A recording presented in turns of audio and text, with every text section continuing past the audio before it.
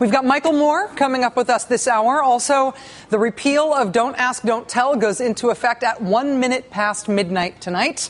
And the president took a major turn today toward confrontation with congressional Republicans, threatening to veto anything Congress sends him that tries to reduce the deficit using cuts alone without making taxation more fair as well. That is all ahead over the course of this hour. But the president's political schedule these days is sort of a bifurcated thing. He has been making a lot of policy speeches about his priorities, about what the country needs and what Congress needs to get done.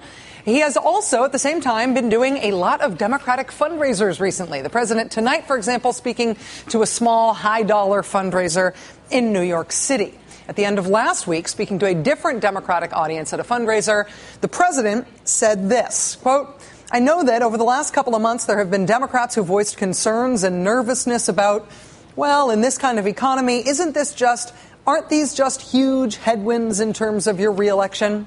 And I just have to remind people that here's one thing I know for certain. The odds of me being reelected are much higher than the odds of me being elected in the first place," which is a fair point. People who support President Obama's reelection or who aren't sure if they do, but who despair about the prospect of any of this year's crop of Republican candidates winning, for perspective, it is also worth remembering that in 2008, not only did Mr. Obama beat John McCain, not only did Mr. Obama win, he won hugely. He won by a nearly 8-point margin. He won by about nearly 10 million votes. His margin of victory over John McCain was 3 times the margin of victory that George W. Bush had over John Kerry in the previous election.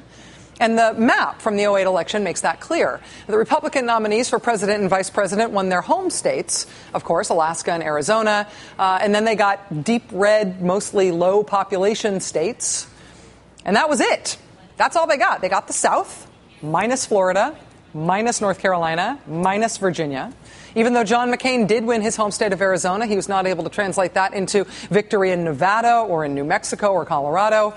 Barack Obama and Joe Biden in 2008 won big. So big that even this happened. Hey, Brian, one more thing, by the way, that I'm having fun watching. Yeah. Nebraska, too. You know, Nebraska, they split. It's your favorite congressional. I know. Yep. They split their electoral votes. There is a way to follow it very easily. Omaha right here. It's 2 counties make up the entire congressional district. It is Douglas County. Obama's up a little bit. And it is Sarpy County. Obama also up. So he's got a narrow lead. We could see Nebraska for the very first time actually split its electoral votes and not have them all go in the same direction. That is, in fact, what happened on election night 2008. See, and here's what that looked like on the map. You got all these red states and all these blue states, and then what's up with Nebraska? Nebraska is red, but with a spot. Nebraska and Maine are the only 2 states in the country where presidential candidates don't necessarily get all the electoral votes for the state. They don't win the whole state. Those states, Nebraska and Maine, hand out their electoral votes in part district by district. So even though John McCain won Nebraska overall, in the congressional district where Omaha is, Barack Obama won. And so Obama-Biden got 1 blue electoral vote there. That's the spot. Of course, the 2008 election was, as I've been saying, sort of a blowout, so that 1 electoral vote from Nebraska did not matter. That 1 blue spot in Nebraska was not a deciding thing. But in 2012, those economic headwinds President Obama was talking about to that Democratic audience last week, I mean, nobody knows for sure, but it looks like because of those economic headwinds, it may very well be a much closer election in 2012. It may be a very hard-fought election. And so that 1 Democratic electoral vote from Omaha, Nebraska, Obama was the first Democrat to win an electoral vote in Nebraska since 1964. That 1 vote may not have mattered on election night in 2008. It may have just been a curiosity that night and something that got Chuck Todd very adorably excited. But in 2012, that 1 electoral vote in Omaha, Nebraska might just matter. It might be that close. And Nebraska Republicans know that.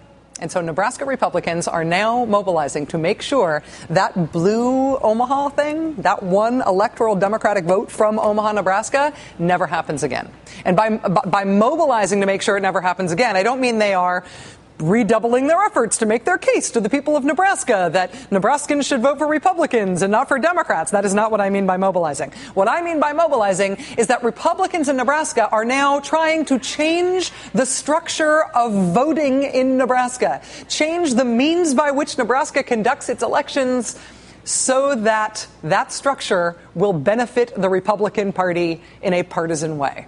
The Leadership Committee of the Republican Party in Nebraska at their meeting this weekend in Lincoln passed a resolution demanding that all Nebraska Republican legislators vote to get rid of Nebraska's current election system in favor of one that won't run the risk of giving Barack Obama even one electoral vote. Republicans in the legislature have been promoting a plan to change Nebraska into a winner-take-all system for presidential elections. And as of this weekend, here's what the Republican Party had to say to any Republican who does not vote for their party's plan. Quote, "Be it resolved that the Nebraska Republican Party will not support in any manner, financial or otherwise, any state senator who opposes the return of the state to the winner-take-all electoral vote plan, either by failing to vote for such in committee or on the floor of the legislature."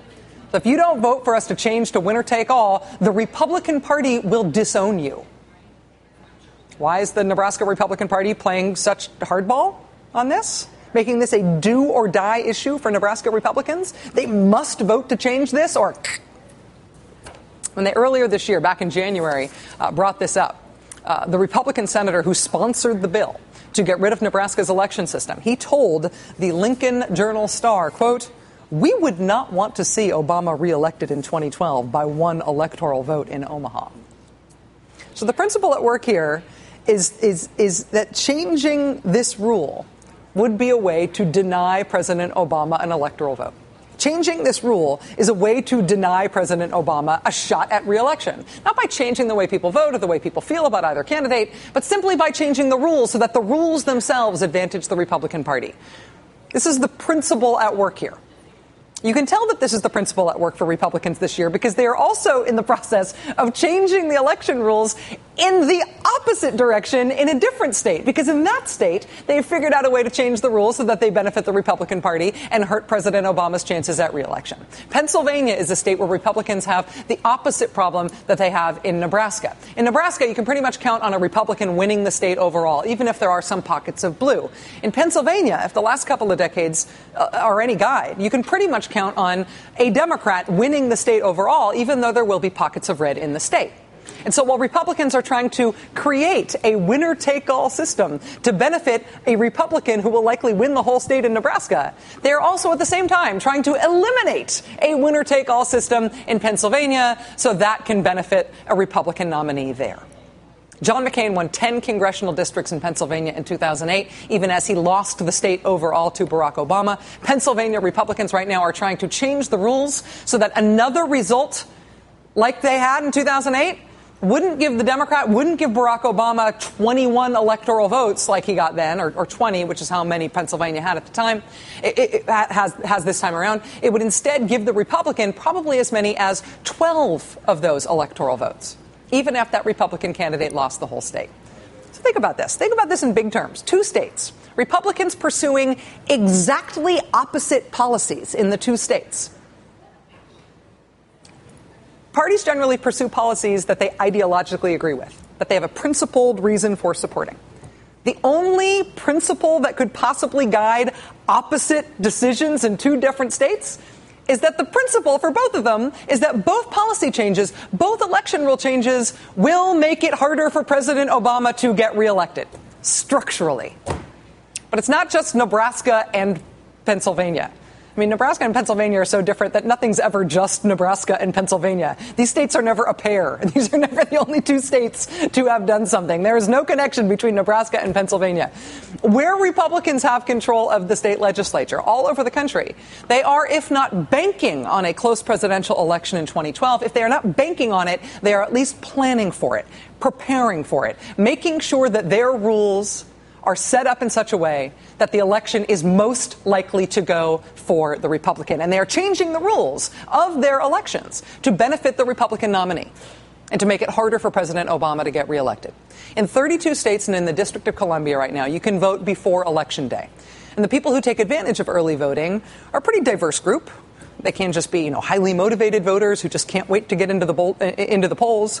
They may be people who have a hard time getting off work or school to go vote, and therefore the shorter lines and the easy access of early voting make it easier for them. People vote early for all sorts of reasons. But people who vote early for whatever reason, particularly since 2008, those early voters tend to vote Democratic. Even in 2010, which was a Republican blowout, elections went red last year, up and down the ticket, coast to coast, all over the country. It was a huge Republican year in 2010. But among early voters, even that year, even in 2010, in the words of the Associated Press today, quote, Democratic voters held an edge in early voting during the 2010 elections, despite the unfavorable climate for the party nationally and the eventual Republican gains. So allowing people to vote early shortens the lines. It makes voting more accessible, and Democratic-leaning voters have been taking advantage of early voting, particularly in the past couple of election cycles. It increases voter turnout, which, generally speaking, tends to help Democratic candidates. And so now, where Republicans control legislatures this year, particularly where they control legislatures and governorships, Republicans are rolling back early voting. They are cutting down the number of days. They are cutting down the number of hours. They are cutting down the number of locations. They are making it harder to vote, shortening the hours when you can vote, shortening the numbers of days when you can vote, making voting a more challenging thing to do because they think it might help the Republican nominee. They think it will make it less likely for President Obama to get reelected structurally, not on the substance, but on the means by which we vote for president. In Florida, in Ohio, in Wisconsin, in Georgia, in Tennessee, in West Virginia, and the latest one now in North Carolina, Republicans in those state legislatures are restricting or trying to restrict early voting. And then there's newly registered voters. Newly registered voters went overwhelmingly for President Obama in 2008. He won newly registered voters in 2008 by 69 to 30% over John McCain, according to the exit polls. And so Republicans are changing election rules all over the country to make it essentially impossible to make even nonpartisan groups run voter registration drives. Particularly in Florida has been the vanguard of this. Groups like the Boy Scouts and the League of Women Voters walking away from the opportunity to do voter registration drives because it has become legally threatening to do so, thanks to the actions of the Republicans in the legislature and the Republican governor. And, of course, 5 states have passed new laws this year requiring you to show photo ID at the polls. According to the Brennan Center, as many as 12% of eligible voters do not have a government-issued photo ID. That percentage is higher for groups like students. Young people voted for Barack Obama 66 to 37% over John McCain. Also, it includes minorities who voted in the 60s to the 90s over John McCain, and low-income voters who also came down for Obama over McCain in huge, huge margins. If 2012 plays out like 2008, and it is another blowout election, if Barack Obama wins hugely again in 2012, then, of course, none of these things will matter. But if it is close, any one of these things, let alone all of these things in combination, could very well matter. And after that election is over, no matter what happens in that election, these states have now structurally changed the way they conduct elections, the way democracy functions in these American states, so that the Republican Party has a partisan structural advantage in every election. What is the Democrats' answer to this? Joining us now is Melissa Harris Perry, MSNBC contributor, political science professor at Tulane University, and author of the new book, Sister Citizen, Shame, Stereotypes, and Black Women in America. Melissa, it's great to see you. Thanks for being here. Great to see. Whoa! I'm sorry. It was a goalpost moving. I didn't want to get hit by it. Is it a goalpost moving, or is it a small d democracy being seen by Republicans as capital D democracy, as something that in itself benefits the Democratic Party and then therefore must be squelched? Well, look, in a certain way, I just hate that I have to sit here as a progressive and say, no, we've got to keep the Electoral College just as it is. Because obviously reform of the Electoral College has been a standard progressive claim, right? The desire to move away from a system that actually buffers us from the popular vote, choosing who the American president is, and that vastly overrepresents underpopulated states because of the way that the Electoral College votes are determined. 2 senators and 1 congressman in these states that have very, very small population. So on the one hand, having a conversation about the rules of the game is the best kind of democracy with a little d.